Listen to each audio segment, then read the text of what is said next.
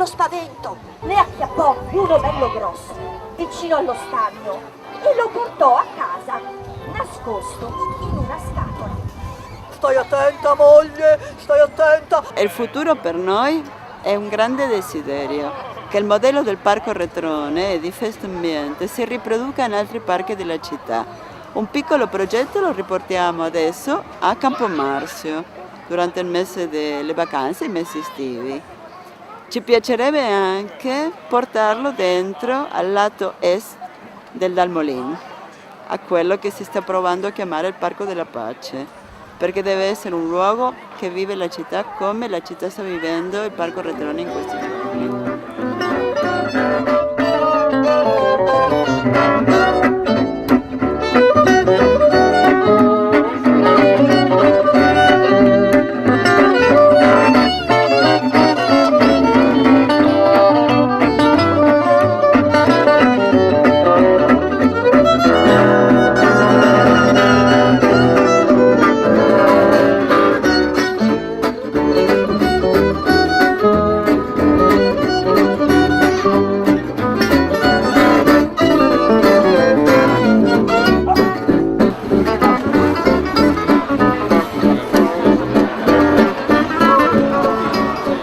È una ripresa tutta per me. Io mi sono trovata molto bene, sì.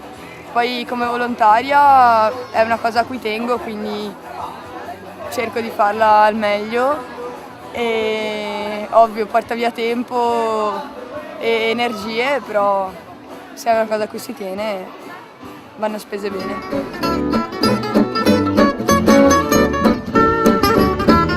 Sì, io sono qui al Festambiente con uno stand della mia azienda, l'azienda è l'Agricoltura Agricola La Capreria. Io faccio formaggi di capra da una trentina d'anni, certificati bio dall'89. Oggi contemporaneamente c'era anche un dibattito sui costi del biologico, sulla determinazione del prezzo del biologico. E so che c'è stato anche un incontro di gas, per cui il tutto crea comunque una circolarità di informazione che secondo me è importante in un'amministrazione del genere. È cambiato tutto. 30 anni fa, quando io portavo in giro formaggi di capra, la gente si ritraeva un po' come spaventata di fronte a un possibile assaggio. Adesso quando una persona si avvicina dice un formaggio di capra, me lo fa assaggiare oppure me lo può vendere, perché in realtà è cambiato il rapporto col tipo di alimentazione, è cambiato tutto, insomma, ecco. C'è più informazione. Purtroppo c'è anche crisi, la gente sta un po' attenta a quel che spende, però in un certo senso la vendita diretta è comunque una garanzia di poter accedere al prodotto a un prezzo più conveniente.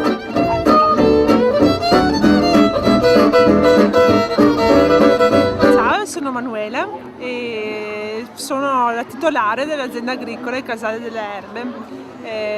Coltiviamo erbe medicinali che poi trasformiamo per taglio tisana, abbiamo l'apicoltura e facciamo poi orticoltura biologica. Ho conosciuto Festambiente dai suoi arbori, ricordo quando ero piccolina c'era proprio limitata e mi è piaciuta subito perché è un modo di ritrovare tutta quanta la Vicenza che si impegna nei vari settori alternativi e la Vicenza che magari a volte non conosci, si nasconde un pochettino.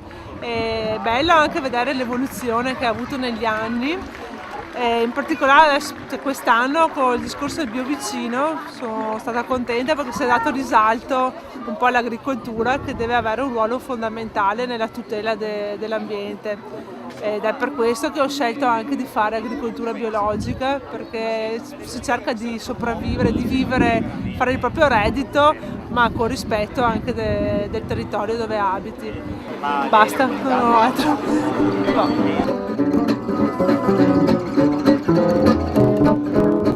Salve, io mi chiamo Paolo, lavoro per Bioedilizia. Quest'anno abbiamo portato a Festambiente una casa di paglia, è stata realizzata con paglia e un intonaco di terra cruda, che è composto da terra, sabbia, paglia e acqua. Questo intonaco ci crea la massa per la casa di paglia. e unita alla paglia ci può portare in una classe A dal punto di vista termico. È molto resistente a livello sismico ed è stata testata recentemente come REI 90, resistenza 90 minuti al fuoco. Questa casa è stata tirata su in 2 giorni e adesso la stiamo completando mano a mano con gli intonaci anche finiti. Adesso vi faccio vedere il finito. Questo è l'intonaco grezzo, questo è ancora un po' bagnato, questa è la colorazione un po' più asciutto e poi si passa al finito. Eccolo qui. Si può avere anche diverse colorazioni, questa è una colorazione naturale per chi piace. L'umidità se la mangia e la rilascia se l'ambiente è secco. Inoltre assorbe odori e assorbe anche elettrosmog, quindi crea un ambiente molto salutare.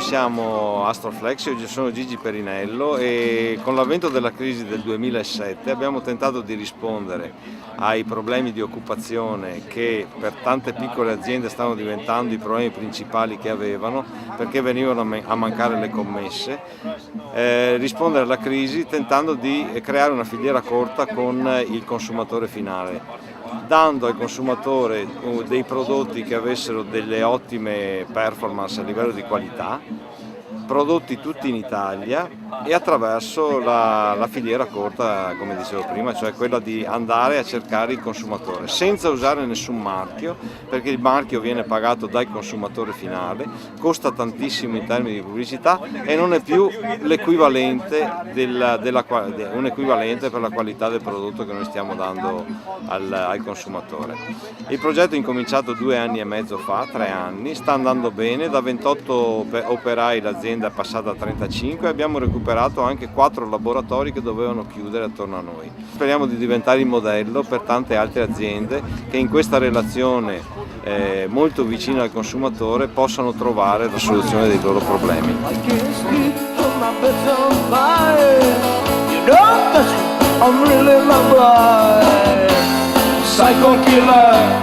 Qu'est-ce que c'est? Run, run, run, run, run, run, run, Psycho killer, qu'est-ce que c'est?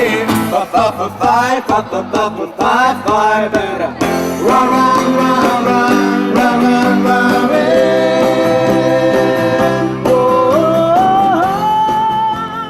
Angelo Mancone, Legambiente Veneto. La montagna fra abbandono e nuove opportunità. Questo era il tema di questo incontro. Noi abbiamo verificato che oltre l'abbandono c'è anche l'aggressione alla montagna. Le opportunità possono venire da un dialogo che instaurano coloro che vivono in montagna e coloro che ci vanno in montagna.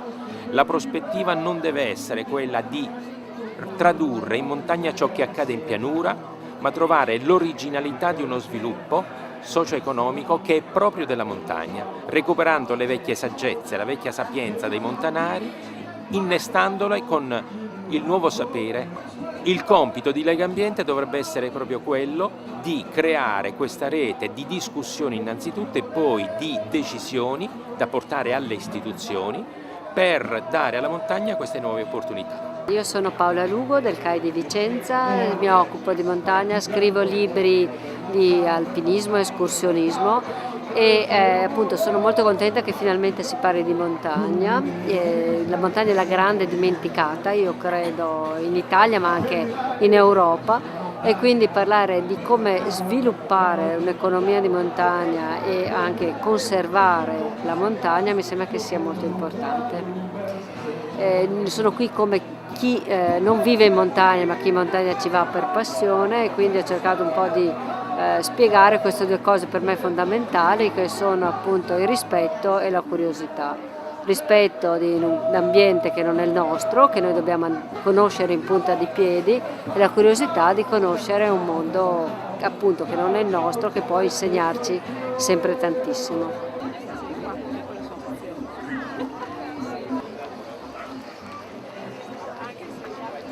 Ho scritto questo spettacolo proprio per avvicinare esattamente quello che state facendo voi di Festambiente il pubblico più vasto possibile a questa tematica, anche quelli che magari di per sé non si interessano di temi apparentemente poco appassionanti come la raccolta differenziata o le tematiche ambientali, perché poi spesso noi ragioniamo su certi temi senza essere informati. Io so che per esempio qui a Vicenza avete iniziato da poco la raccolta differenziata in città, mentre molti comuni limitrofi la fanno, e questo è già un progresso, un passo avanti rispetto alla produzione infinita di rifiuti che tutti noi facciamo.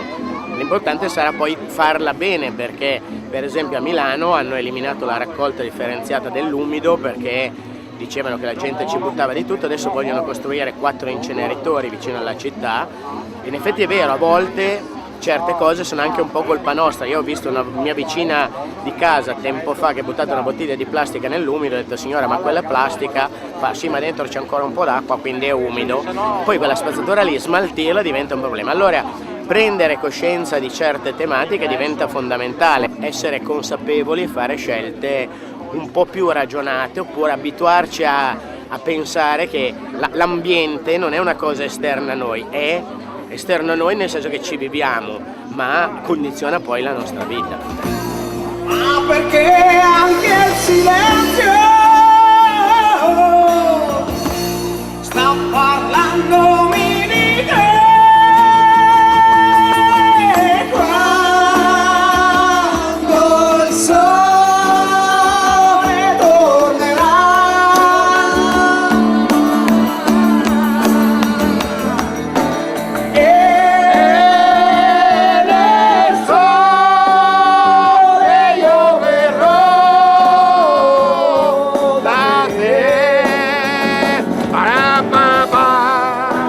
A parte questa cosa, gli agrocarburanti hanno questo tipo di problema, fanno salire il prezzo del cibo, per questo oggi si stanno studiando agrocarburanti che vengano prodotti con piante non destinate all'alimentazione umana.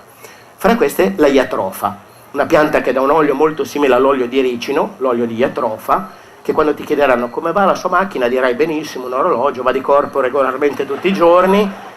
E esistono macchine che funzionano con le sostanze più incredibili. Uno dei tentativi è produrre carburanti, biocarburanti, utilizzando gli scarti alimentari. No?